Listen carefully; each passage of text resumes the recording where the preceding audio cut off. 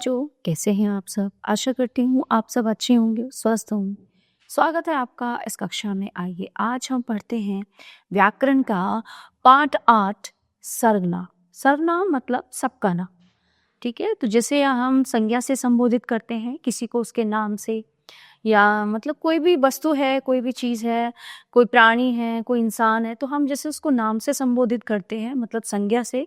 तो सर्वनाम में क्या होता है, हम उसको नाम से संबोधित ना करके जैसे तुम, आप, मैं, है ना, यह, वह, इस तरह से जब किसी को संबोधित किया जाता है तो वो सर्वनाम शब्द होते हैं। ठीक है, तो विस्तार में आइए पढ़ते हैं हम। यहाँ पे मैं पुस्तक पढ़ रहा हूँ, तुम क्या कर रहे हो, वे कितनी सुंदर चिड़िया हैं, मुझे होमवर्क आप करा दीजिए। ठीक है, अब देखिए यहाँ पे जो ये कलर मतलब जो रंगीन शब्द आए हैं, मैं, तुम, वे, मुझे, आ, है ना। मैंने जैसा अभी आपको बताया था कि ये सब सर्वनाम होते हैं। तो ऊपर दिए गए चित्रों में आपने देखा कि उनमें नाम के स्थान पर मैं, तुम, वे, मुझे, आ जैसे शब्दों का प्रयोग किया गया है। ठीक है, ये शब्द नामों के स्थान पर यानी नामों की जगह पर आए हैं। इन्हें सर्वनाम कहते हैं और बार बार नाम ना बोलना पड़े इसलिए इनका प्रयोग किया जाता है। ठीक है, जब हम कुछ भी बात करते हैं तो हम बार बार नाम लेके तो किसी को संबोधित नहीं कर सकते ना, उसका तुम कह के उसे आप इस तरह से संबोधित करते हैं, और बार बार अगर हम नाम लेंगे तो वो जो है उचित भी नहीं लगेगा और कहीं ना कहीं बहुत भद्दा लगता है वो। ठीक है, तो हम सर्वनाम शब्दों का प्रयोग करते हैं। हिंदी में बोले जाने वाले कुछ सर्वनाम शब्द इस प्रकार हैं।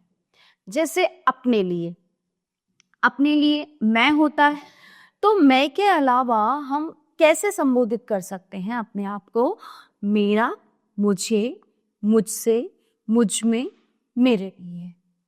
ठीक है, अब बात आई हम की। हम, हमारा, हमें, हम में, हमारे लिए, हमसे, है ना।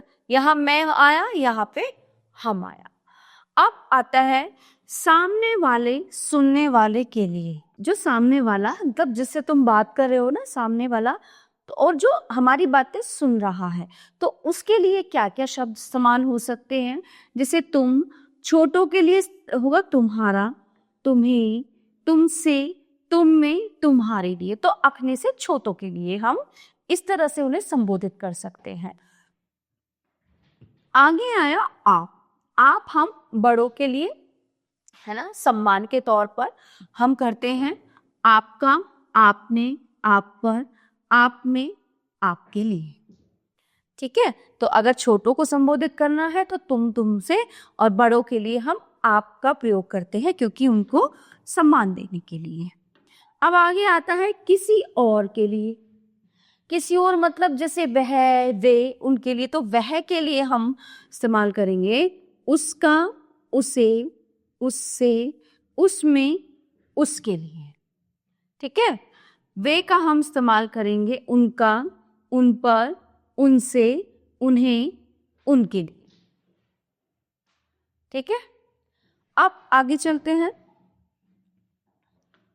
देखिए, यदि अब एक नोट यहाँ पे दिया गया है, यदि इसका, इसे, इससे, इसमें, इसके लिए और ये, इन्हें, इनका, इनसे, इनके लिए, इन पर आदि शब्दों का प्रयोग वस्तु या प्राणी के निकट होने पर, निकट मतलब पास होने पर करते हैं।